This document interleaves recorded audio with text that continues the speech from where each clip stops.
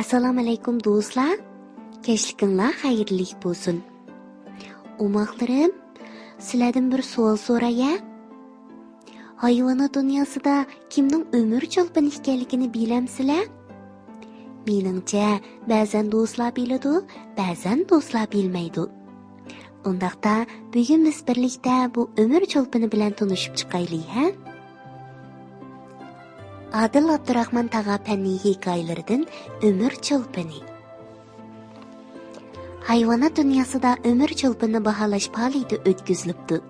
Bu faoliyatda toshbaqa umr cho'lpini degan shon-sharafga erishibdi. Hayvonot dunyosi gazetining muxbiri Kaptar qiz faoliyat oxirlashgandan keyin toshbaqani alohida ziyorat qildi.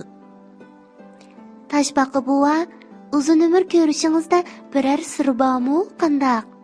deb so'rabdi Kaptar qiz adab bilan. Toshbaqa buvay qattiq qipidan so'qchoq beshini chiqirib, biz toshbaqalar azaldan hayvonot dunyosida umr cho'lpini deb qorilib kelgan, debdi muloyimlik bilan tushundirib. Bizning uzun umr ko'rishimiz kusur, dal bizning yashash odatimiz va fiziologiyalik funksiyamiz bilan munosabatli.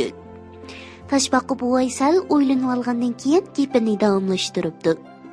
Dumbimizdagi bu qattiq qop beshimizni, qo'rsqimizni, to'rt putimizni sirtdan keladigan zaxmlardan qo'g'dab turadi. Biz toshbaqalar nihoyat uyqu xumor kelimiz.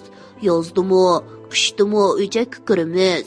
Bir yil ichida 10 oy atrofida uxlaymiz. Shu sababdan tenimizga moddalarning almishi nihoyat osti bo'lib, energiyaning xo'rishimi oz bo'ladi.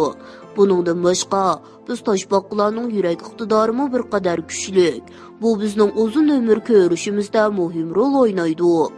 Hayvonotshunoslarning boyqishicha, biz toshbaqalarning uzun umr ko'rishimizga yana bir sir, bizning o'zimizga xos nafaslanish usulimiz va nihoyat osti bo'lgan hujayra bo'linishi qatorliq omillar bilan munosabatlikkan. Undaqda toshbaqa buva, deb gap qistiribdi Kaptar qiz uning aytganlarini astoydil xotirlagach. Mushu qachonli qarsam eg'ir qiypinglarni yutib yurdi ekansizlar. Qiypinglarni selib etib, boshqa hayvonlarga o'xshash erkin asoda sakrab o'ynasanglar bo'lmamdi. Kaptar qizning gaplarini anglab, toshbaqa buvay qaqaqlab kulib ketibdi-da, so'zni davomlashtiribdi.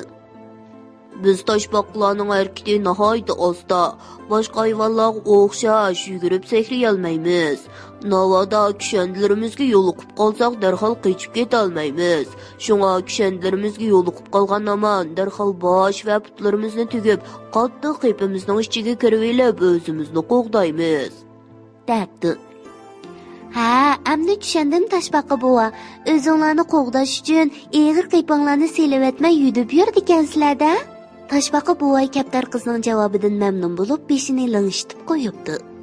Shunda qilib, Kaptar qiz o'ziga qaytib berib, pay qalami bilan xuddan qog'ozga umr cho'lpini nomli ziyorat xotirasini yozib bitkizib, hayvonot dunyosi gazetiga beribdi. Umoqlarim, biz bu hikoyadan umr cho'lpini bo'lgan toshbaqa bilan tanishib chiqdik, ham shundaqla yangi bir bilimga ega bo'lib oldik-a? Bu hikoyani yoqtirgan bo'lsanglar, atrofinglardagi do'stlaringlarga so'zlab berishni unutmanglar-chimi? Kech bo'lib ketibdi, amiz bugun baldur uxlanglar. Atmish vaqtda Dilola Undidar salonda ko'rishaylik. Tatliq tushlar sizlarga amra bo'lsin.